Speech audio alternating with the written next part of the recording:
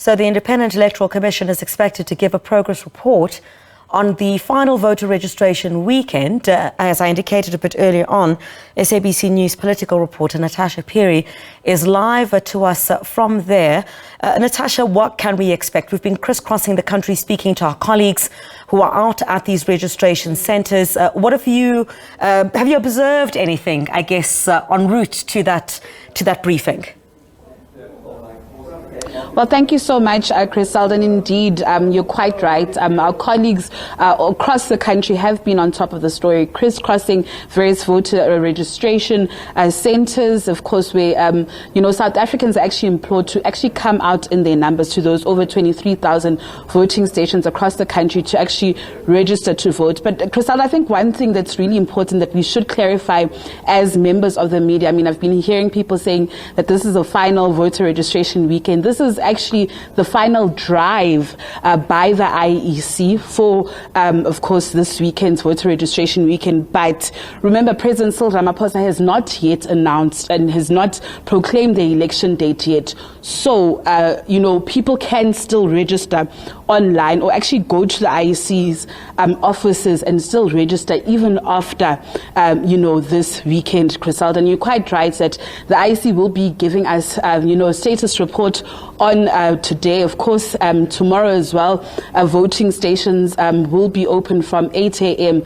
To 5 p.m. where people can register to vote within a certain region or actually change their address or their details, Griselda. They're also expected to give us those numbers. Remember, from the 30th of January to the 1st of February, that was inmate voter registration. And I mean, just looking at the last figures, in 2019, you had 15,000 inmates out of a population of over 100,000 inmates, a voting population of over 100,000 inmates actually registering to vote. So we expect the IEC to actually give us those figures.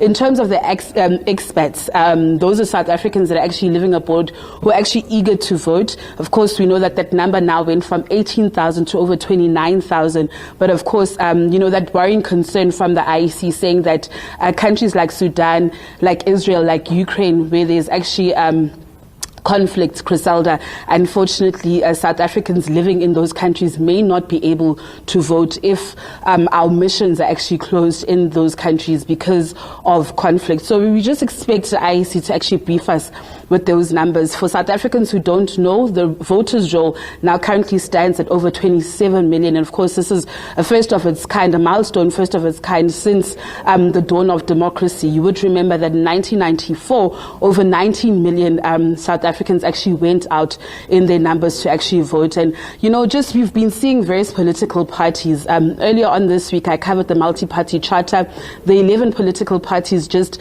also going on their own voter registration drive, encouraging South Africans to actually vote. But we've also seen today the EFF, the ANC, the DA also encouraging South Africans to vote because we have a population of over, 42 million South Africans who are actually, eligible to vote, Griselda, but only 27 million people are actually on the voters' roll. And what does that tell you?